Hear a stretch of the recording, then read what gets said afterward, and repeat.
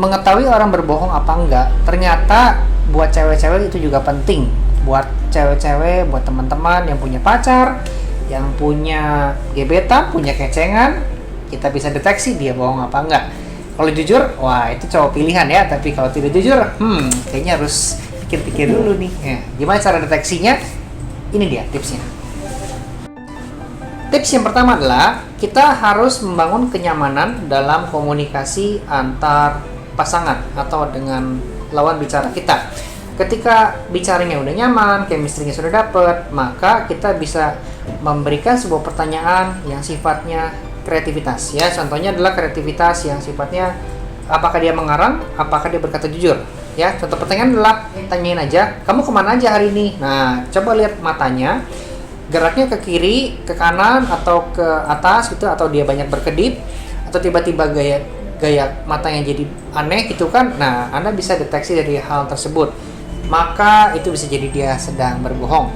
Yang kedua, perhatikan gaya bicara, nafas, dan juga intonasi. Jadi teman-teman, pada saat kita berbicara dengan lawan bicara kita, ada kebiasaan yang sejalan, tapi tiba-tiba ketika kita bertanya sesuatu yang menurut kita biasa aja, tapi menurut dia sebuah surprise, sebuah kejutan, maka gaya nafas, gaya bicara tiba-tiba menjadi berubah dan kita bisa deteksi itu adalah sebuah kebohongan. Polanya berbeda. Perhatikan ekspresi wajah juga. Jadi ketika kita bertanya sesuatu dan dia berbohong, kalau selama ini mungkin teman-teman tahunya adalah kalau dia berbohong itu maka akan muncul efek surprise itu.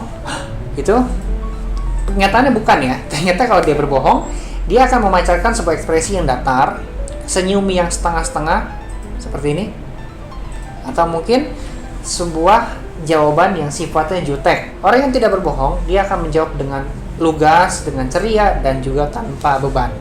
Yang keempat adalah perhatikan juga gerakan tangan pada saat dia berbohong atau dia berkata jujur. Gini, karena dia detak jantungnya degup-degup, ketahuan, maka dia akan overreaktif dalam bergerak. Wah, jadi over. Bisa jadi dia sedang berbohong dan sebentar lagi akan ketahuan.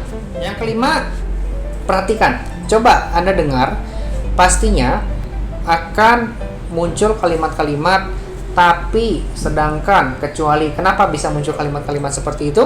Karena otaknya lagi berpikir rumit banget, menciptakan kreasi-kreasi yang sebelumnya nggak ada, dibikin seolah-olah ada. Maka untuk memancing kreasi-kreasi tersebut, muncul kata-kata penyambung yang sebenarnya hal tersebut nggak ada sebelumnya. Bisa jadi indikasi kalimat dia sedang berbohong. Suka dengan tips-tips seperti ini? Ayo follow TikTok @distributorbangunan. Sampai jumpa di video berikutnya.